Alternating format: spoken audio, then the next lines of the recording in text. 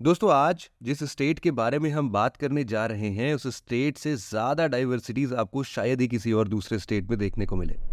जी हाँ, ये स्टेट तो महान रिलीजियंस बुद्धिज्म और जैनिज्म का बर्थ प्लेस रहा है। यहाँ सम्राट अशोक और चंद्रगुप्त जैसे महावीर एम्परर्स का जन्म हुआ। यहाँ नालंदा और विक्रमशिला जैसे ग्रेट सेंटर्स ऑफ लर्निंग भी स्टैब्लिश किए गए। लेकिन आज ये स्टेट एक बीमारू स्टेट के नाम पर जाना जा रहा है। बिहार की फिजियोग्राफी की बात की जाए तो इसे मेनली 3 भागों में बांटा जा सकता है: शिवालिक रेंज या तराई रीजन, गैंगेटिक प्लेन्स और सदर्न प्लेट्यू। बिहार के नॉर्थ वेस्टर्न पार्ट में शिवालिक रेंज या तराई रीजन लोकेटेड है और ये बिहार का सबसे स्मॉलेस्ट फिजियोग्राफिक डिवीजन है। ये रीजन नॉर्थ वेस्टर्न बिहार के चंपारण डिस्ट्रिक्ट में लोकेटेड है। इस रीजन के डायमेंशंस की बात करें तो इसकी लंबाई 16 किलोमीटर और चौड़ाई 6 से 8 किलोमीटर है। बिहार की शिवालिक रेंज हिमालयस के सदर्न मोस्ट पार्ट का ही एक्सटेंशन है। हिमालयन फुट हिल्स में रामनगर दून, सोमेश्वर रेंज और हर्ष वैली इस रेंज का पार्ट है। बिहार के तराई रीजन में पॉपुलेशन डेंसिटी पूरे स्टेट में सबसे कम है। शिवालिक के बाद बिहार का दूसरा फिजियोग्राफिक रीजन है गैंगेटिक प्लेन्स, जो बिहार के सबसे बड़े टेरिटरी में फैला हुआ है। ये नॉर्थ में नेपाल से लेकर साउथ में छोटा नागपुर प्लेट्यू के एज तक एक्सटेंडेड है। इस पूरे फिजियोग्राफिक रीजन को भी 2 भागों में बांटा गया है। पहला है नदर्न प्लेन ऑफ बिहार और दूसरा है southern plain of Bihar. Bihar का नदर्न प्लेन एरिया नेपाल से लेकर गंगा रिवर तक एक्सटेंडेड है और ये प्लेन्स मेनली गंगा के नदर्न ट्रिब्यूटरीज द्वारा लाई गई एल्यूवियल लोड से बनाया गया है। इसी तरह सदर्न प्लेन गंगा से लेकर छोटा नागपुर प्लेट्यू के नदर्न एज तक फैला हुआ है।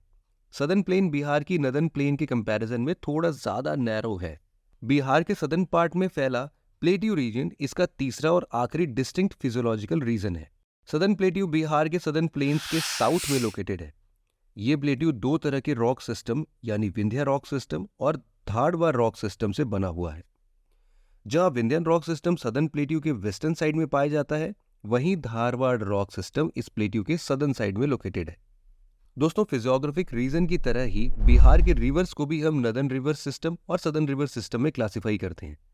लेकिन आप ये पूछ सकते हैं कि नदर्न और सदर्न क्लासिफिकेशन बिहार के ज्योग्राफिकल फीचर पर इतना ज्यादा डोमिनेंट क्यों है? आइए समझते हैं। दरअसल अगर आप बिहार के मैप को क्लोजली ऑब्जर्व करेंगे तो पाएंगे कि गंगा रिवर बिहार के बिल्कुल बीचों बीच से होकर गुजरती है और बिहार को ऑलमोस्ट 2 भागों में बांटती है। गंगा के नदर्न साइड को हम लोग नदर्न बिहार और इसके सदर्न पार्ट को हम सदर्न बिहार कहते हैं और यही क्लासिफिकेशन बिहार के रिवर्स क्लासिफिकेशन समेत बाकी के ज्योग्राफिकल फीचर्स में भी एक्सटेंड होता है। बिहार के नदर्न रिवर सिस्टम की बात की जाए तो इसमें मेन रिवर्स है घाघरा, गंडक, बूढ़ी गंडक, कमला, बागमती, कोसी और महानंदा। इसी तरह बिहार के सदर्न रिवर सिस्टम में कर्मनाशा, सोन, पुनपुन, फाल्गु और किउल रिवर कुछ मेजर इंपॉर्टेंट रिवर्स है। आइए अब इन रिवर्स को एक एक कर थोड़ा डिटेल में समझते हैं। सबसे पहले बात करते हैं रिवर गंगा के बारे में। रिवर गंगा बिहार में टोटल 445 किलोमीटर का डिस्टेंस ट्रेवल करती है। बिहार में ये रिवर बक्सर डिस्ट्रिक्ट से इंटर करती है और इसके 12 डिस्ट्रिक्ट से होकर ड्रेन होती है। गंगा बिहार को ऑलमोस्ट 2 हाफ्स में डिवाइड करती है। पटना का famous Mahatma Gandhi bridge river Ganga के ऊपर ही बना हुआ है। गंगा के नदर्न ट्रिब्यूटरीज की बात करें तो इसमें सबसे पहले नाम आता है घाघरा का। वाटर वॉल्यूम के पर्सपेक्टिव में बात की जाए तो ये गंगा की सबसे बड़ी ट्रिब्यूटरी रिवर है। ये रिवर तिब्बतन प्लेट्यू में ओरिजिनेट होती है और फिर वहां से नेपाल और फिर बिहार में इंटर करती है। इसे नेपाल में कर्नाली रिवर के नाम से भी जाना जाता है। घाघरा के ईस्टर्न साइड से गंडक रिवर पास होती है। गंडक रिवर, जो नारायणी रिवर के नाम से भी जाना जाता है, गंडक रिवर का सोर्स नुबाइन हिमाल ग्लेशियर है, जो कि तिब्बत में लोकेटेड है। बिहार में इंटर करते हुए ये 2 और रिवर्स पंचड़ और सोनहा रिवर के साथ एक त्रिवेणी पॉइंट फॉर्म करती है। रिवर गंडक के इस कोर्स में वाल्मीकि वाइल्ड लाइफ सेंचुरी और नेशनल पार्क लोकेटेड है। गंडक रिवर के ही ओल्ड कोर्स को हम बूढ़ी गंडक कहते हैं, लेकिन ये रिवर अब एक अलग रिवर के रूप में एग्जिस्ट करती है और ये गंडक के पैरेलली फ्लो करती है। खगारिया टाउन इसी बूढ़ी गंडक रिवर के बैंक में बसा हुआ है। बूढ़ी गंडक रिवर मुंगेर डिस्ट्रिक्ट में गंगा से मिल जाती है। बूढ़ी गंडक की ईस्टर्न साइड की ओर मूव करें तो हम पाएंगे कि यहां से बागमती रिवर पास होती है। बागमती रिवर काठमांडू के शिवपुरी हिल्स में ओरिजिनेट होती है और वहां से नेपाल से फ्लो होते हुए बिहार में इंटर करती है। हिंदू और बुद्धिस्ट दोनों रिलीजियंस में इस रिवर को होली माना गया है और दर्जनों पिलग्रिमेजेस इस रिवर के बैंक पर लोकेटेड है। करते हैं बिहार के मोस्ट वेल नोन रिवर यानी कोसी रिवर के बारे में। कोसी रिवर का फॉर्मेशन 3 रिवर्स यानी सनकोसी, अरुण कोसी और तमोर कोसी के मिलने से होता है। कोसी रिवर अपने कोर्स चेंज करने के लिए जानी जाती है और ये धीरे धीरे वेस्टर्न साइड की ओर शिफ्ट हो रही है। जियोलॉजिस्ट के अनुसार ये रिवर लास्ट 200 सालों में अपने ओरिजिनल कोर्स से करीब 112 किलोमीटर वेस्ट साइड में शिफ्ट हो चुकी है। महानंदा बिहार की मोस्ट मेजर रिवर है।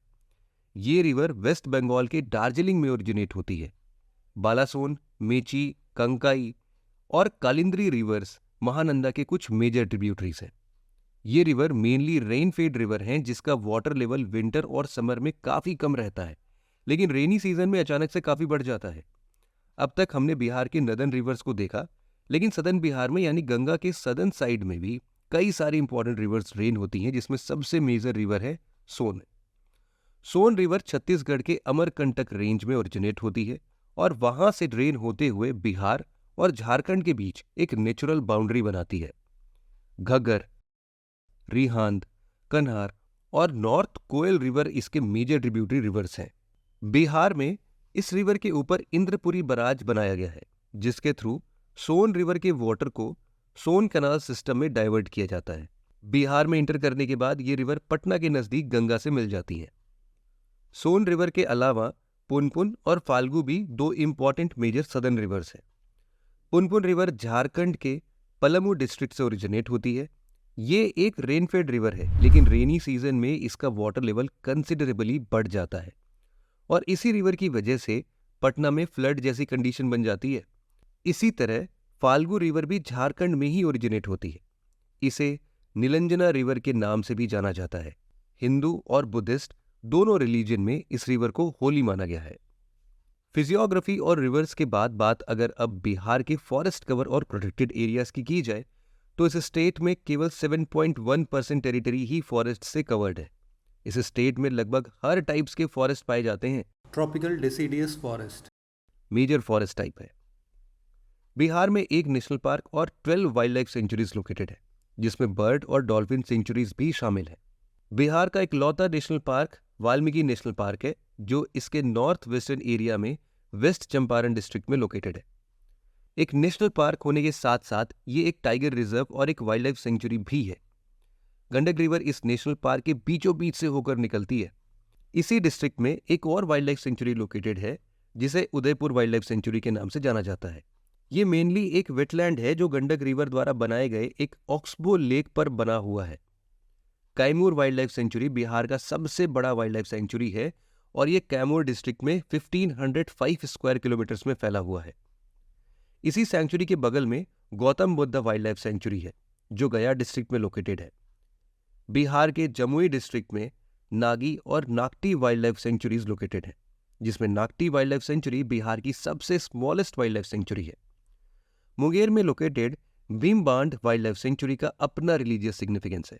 बताया जाता है कि महाभारत के समय पांडव इसी सेंचुरी में आए थे और यहाँ भीम ने 2 स्ट्रीम्स को जोड़ने के लिए एक डैम का निर्माण किया था और इसी के चलते इस सेंचुरी का नाम भीम बांध पड़ा। इसके अलावा बगल के डिस्ट्रिक्ट बेगूसराय में कंवार लेक बर्ड सेंचुरी लोकेटेड है, जहां हर साल लाखों की संख्या में माइग्रेटरी सीजनल बर्ड्स आते हैं और ब्रीड करते हैं।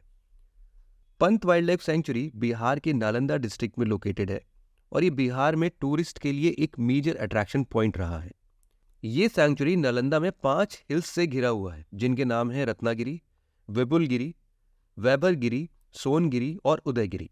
इस तरह से ये सारे प्रोटेक्टेड एरियाज मिलकर बिहार का 1% से भी कम का टेरिटरी ऑक्युपाई करते हैं। बिहार की ज्योग्राफी को देखा जाए तो ये जहां एग्रीकल्चर, हॉर्टिकल्चर और लाइफ स्टॉक के लिए एक वरदान है, वहीं ये बिहार को फ्लड जैसे नेचुरल कैलामिटीज के लिए भी काफी वल्नरेबल बनाता है।